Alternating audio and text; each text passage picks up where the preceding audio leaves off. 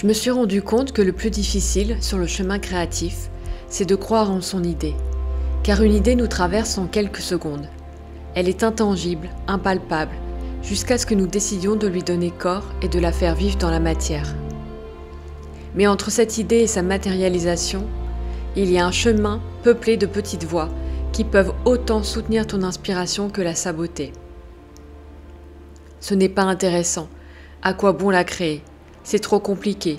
Je n'ai pas le talent pour faire ça. Je n'ai pas le temps. Faire naître une idée ou une inspiration est tout un processus qui démarre par une seule chose, la confiance. En vrai, on s'en fout que ton idée soit géniale ou non, qu'elle révolutionne le monde ou non, qu'elle soit novatrice ou non. Si elle est venue à toi, c'est pour une raison, être créée et vivre. J'ai toujours cru que j'étais quelqu'un qui n'avait pas d'inspiration. En reconnectant à ma créativité, j'ai pris conscience qu'en réalité, je ne croyais pas en mes inspirations. Si une inspiration me traversait, toutes les voies limitantes débarquaient aussi sec pour que je renonce à cette création. Et c'est ce qui se passait jusqu'à ce que je prenne conscience de ce jeu et du fait que je n'étais pas obligée de croire ces voies limitantes. Je pouvais choisir autre chose. Je pouvais choisir de donner vie à mes inspirations et à mes idées. Je pouvais choisir de marcher sur ce chemin créatif un pas à la fois. Ça me demande d'y croire en premier, qu'importe le résultat, car l'idée veut seulement vivre et exister. Ça me demande de continuer d'y croire et d'avoir confiance tout au long du processus de création. Et un jour, l'idée prend vie et continuera son chemin par elle-même. Le monde a besoin de tes idées et de ta créativité. Trouve la force et le courage en toi pour croire en ton inspiration. Ça pourrait transformer ta vie.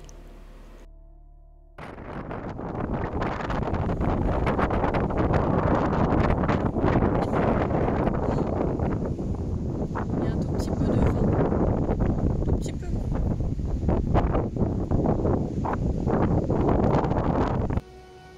Et quant au fait d'avoir plein d'idées, eh bien, il s'agit d'en choisir une et de se lancer.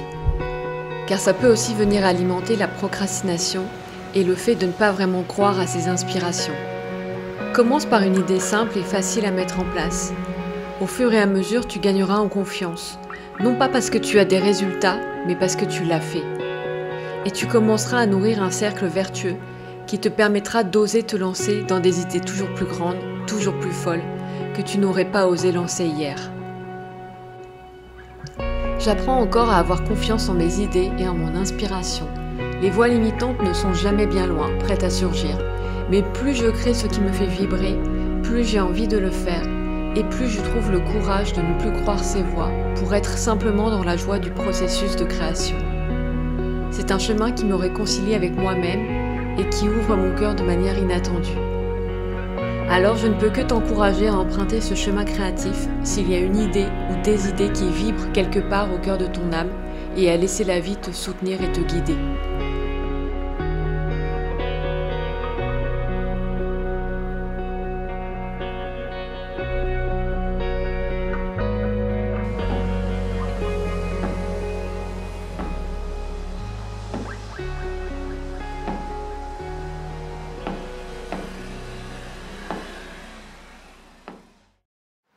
Je me demande où est mon petit chien.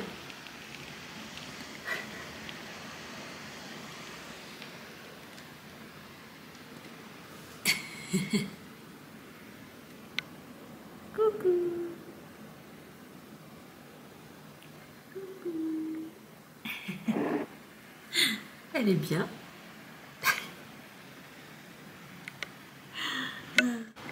Alors là, on est sur un plat typiquement canarien.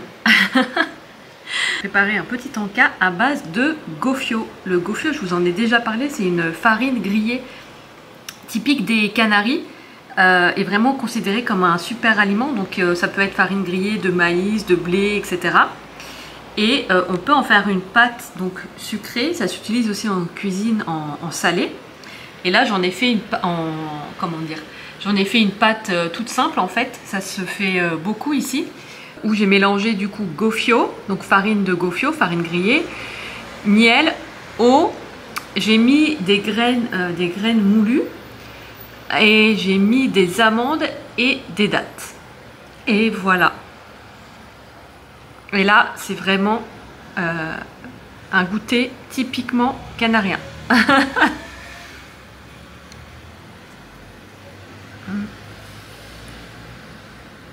J'ai pas vraiment mis de mesure en fait, j'ai vraiment fait au hasard, c'est assez simple à faire en fait. Il faut juste mélanger tous les ingrédients jusqu'à obtenir voilà, une consistance de pâte comme ça en fait. Donc voilà.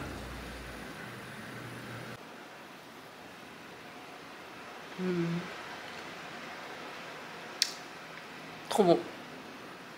Alors le gofio, je pense que c'est pas la chose la plus facile à trouver en dehors des Canaries, malheureusement.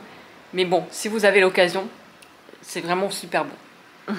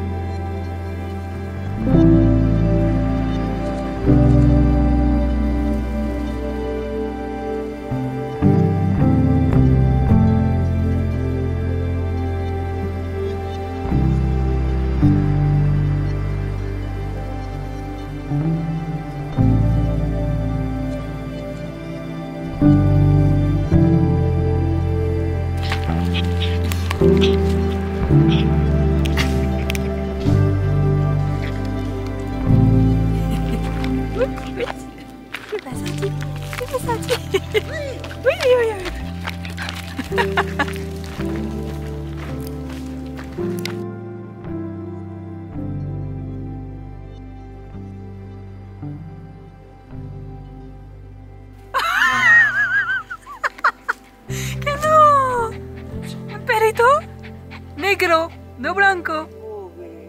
Negro. Ah, es una lady.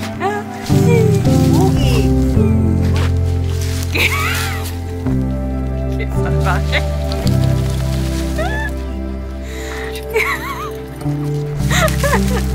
Boogie.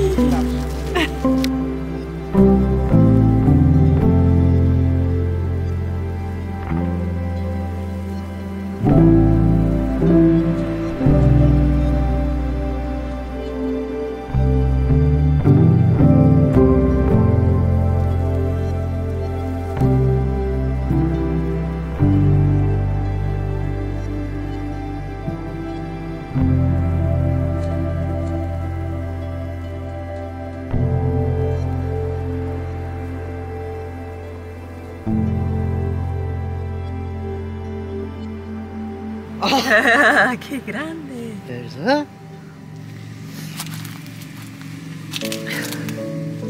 Espérate.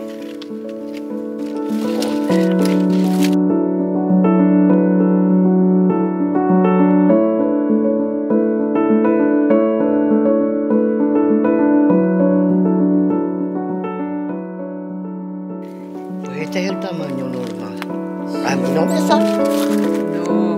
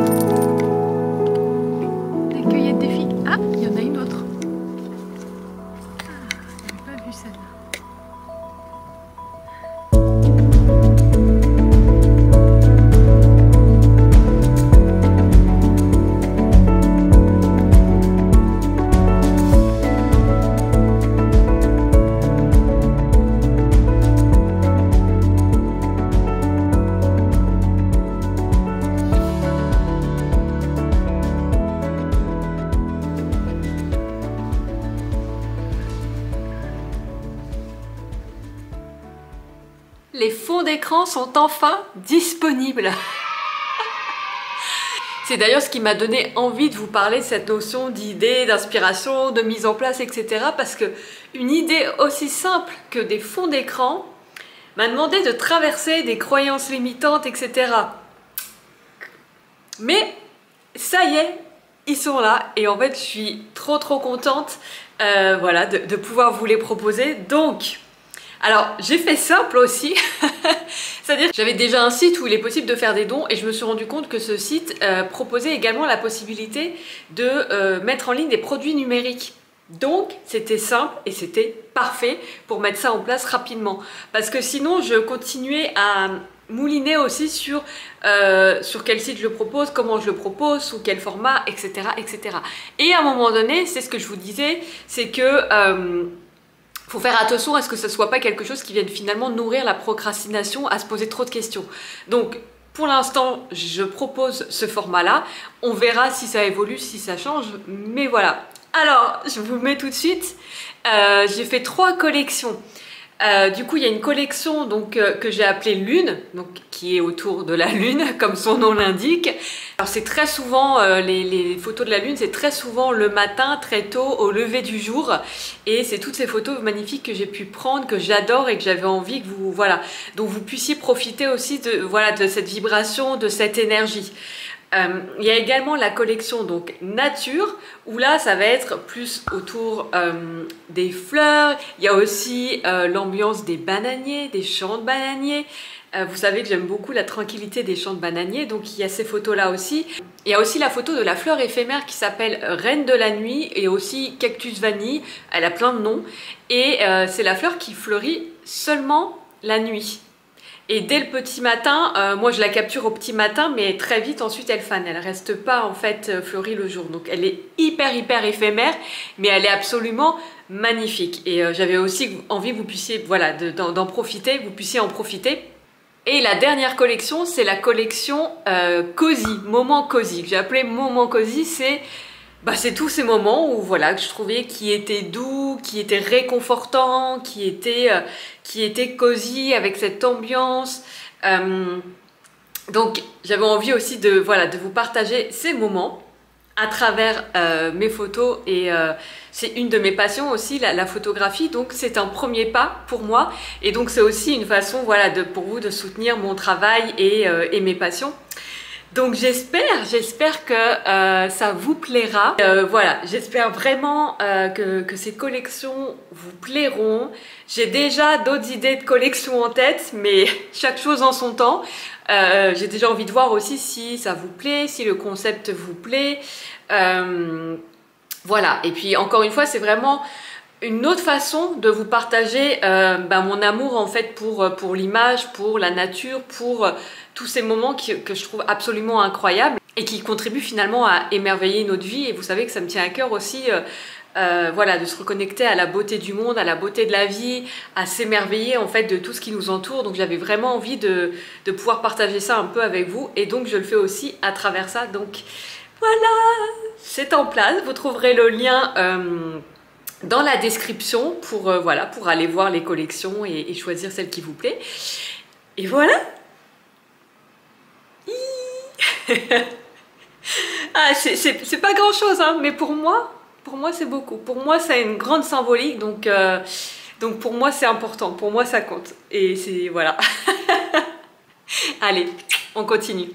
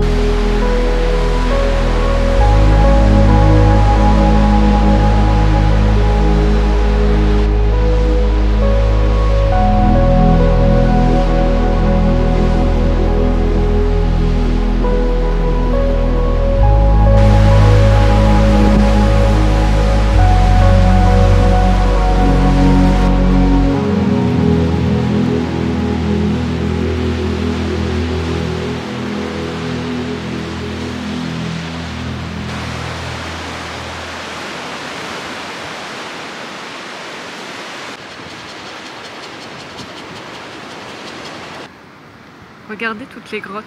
Je ne sais pas si on les voit bien. Il y a plein de petites grottes.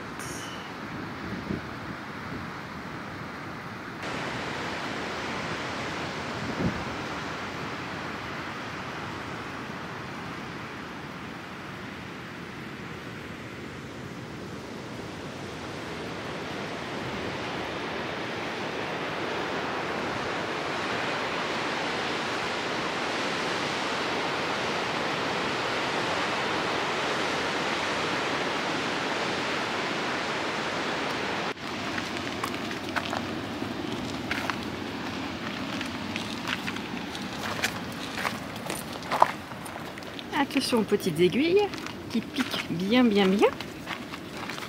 Là.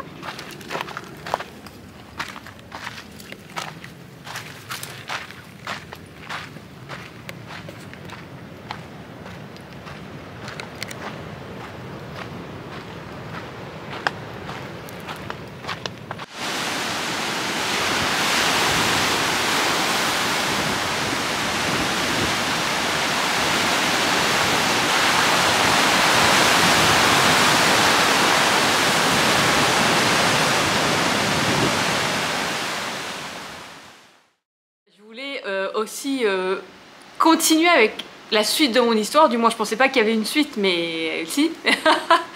Au sujet du bruit, je vous avais parlé dans un de mes précédents vlogs, donc si vous voulez toute l'histoire, je vous remets juste le lien vers le vlog si vous voulez le regarder, si ça vous intéresse. Cette histoire avec le bruit où voilà, j'ai compris en fait un peu l'erreur que j'ai faite et qui a fait que plus j'ai crispé sur le bruit et plus j'ai créé des situations où il y avait du bruit, jusqu'à des travaux sous mes fenêtres en fait. Ah, d'ailleurs.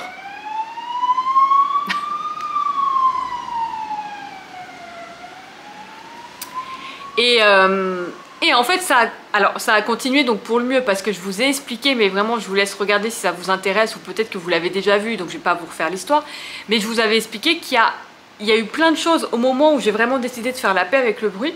Il y a eu plein de choses qui se sont mises en place et qui ont fait que cet été a été beaucoup plus doux. J'étais beaucoup plus sereine par rapport au bruit et même il y a des bruits qui ont diminué. Et il y a eu encore autre chose, c'est-à-dire que l'année dernière, la fête ici a duré. Alors il y a des fêtes régulièrement ici, tous les mois dans chaque village, etc. Ça change. Et l'année dernière, alors j'étais presque sûre que ça avait duré un mois. Et puis cette année, mi-juillet, il n'y avait toujours pas de... Enfin ça a commencé mi-juillet, mais les 2 premières semaines de juillet, il n'y avait pas de fête, il n'y avait rien, il n'y avait pas de bruit. Et je me suis dit mais c'est super bizarre. Alors je me suis demandé si l'année dernière, si j'avais pas exagéré quelque part dans ma tête. Mais j'étais presque sûre que ça avait duré un moment, parce que si ça dure que quelques fois, c'est rien. Mais je me souviens, moi j'avais vraiment souvenir que voilà, que ça avait duré un mois, que c'était tous les week-ends, que c'était même le soir en semaine, et que la musique on l'entend beaucoup en fait par rapport à là où je suis. Enfin bref. Et effectivement, ce que j'ai appris en parlant avec des voisins, c'est que eh bien l'année dernière des gens se sont plaints, et donc la fête cette année les fêtes en fait ont été réduites à 2 semaines, donc juste à la 2e quinzaine de juillet. Donc en fait je n'avais pas halluciné, l'année dernière ça avait bien duré un mois et cette année ça a duré seulement 2 semaines, donc ce qui est quand même pas pareil en réalité. Et du coup ça vient juste comme continuer le fil de cette histoire où je vous avais raconté que plein de choses s'étaient mises en place pour que le bruit se réduise, et ça en fait partie. C'est-à-dire qu'en plus il y a eu ça et je me suis dit waouh, ah bah ça continue, mais dans le bon sens cette fois-ci. Dans le bon sens. Alors on va dire que ça a clôturé en fait plus ou moins cette histoire dont j'avais déjà commencé à vous parler, et de finalement comment en changeant de positionnement par rapport à tout ça pour ne plus me positionner en victime et subir le bruit, etc. Et bien ça a changé les choses aussi à l'extérieur en fait, et c'est vraiment, je trouve ça toujours incroyable. Donc voilà. Alors en fait on a un temps plutôt nuageux aujourd'hui, et de manière générale l'été a été très nuageux. Et je me rends compte que c'est beaucoup le cas ici en réalité.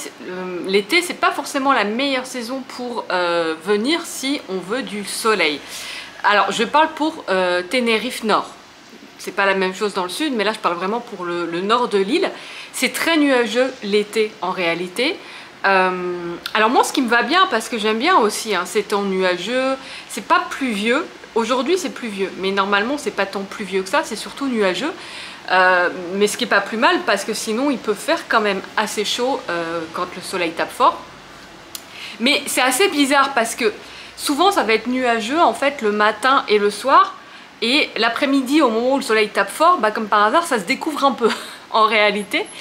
Et je me suis rendu compte que bah, j'avais un peu comme un manque d'inspiration pour filmer, parce que bah, ce que j'aime aussi beaucoup filmer, c'est les lumières en fait du matin et du soir. Donc voilà, la lumière en fait quand le soleil commence à se lever derrière les montagnes et que ça fait une lumière rosée, qu'on voit le TID, parce que quand il y a les nuages on ne le voit pas du coup, on ne voit pas le volcan.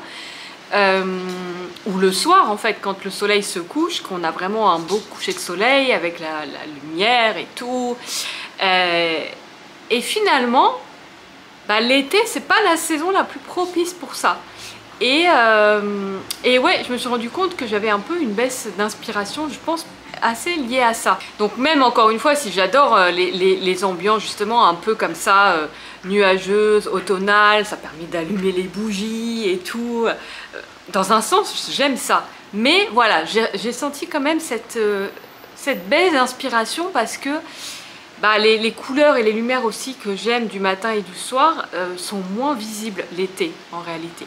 Et c'est vrai que j'ai remarqué que c'était quelque chose qui m'allumait, qui me réveillait tout de suite en fait, de voir un beau paysage ou de voir quelque chose en fait de beau. Je me souviens par exemple, il y a un matin, alors je devais être en SPM, fatiguée, bon voilà, je me lève et tout, et en fait j'ouvre la fenêtre et je vois la lune en fait, et tout de suite il n'y a plus de fatigue qui existe, c'est comme si ça allumait un truc en moi, et il n'y a plus de fatigue, il n'y a plus rien, enfin il n'y a plus rien qui existe, et en fait là je peux prendre ma caméra, filmer, et tout ça, ça me demande de l'énergie, mais d'un seul coup il n'y a plus de... Ouais, c'est comme si ça allumait un starter, ça allumait quelque chose en moi, et d'un seul coup ça me donne cette adrénaline, ça me donne cette énergie en fait.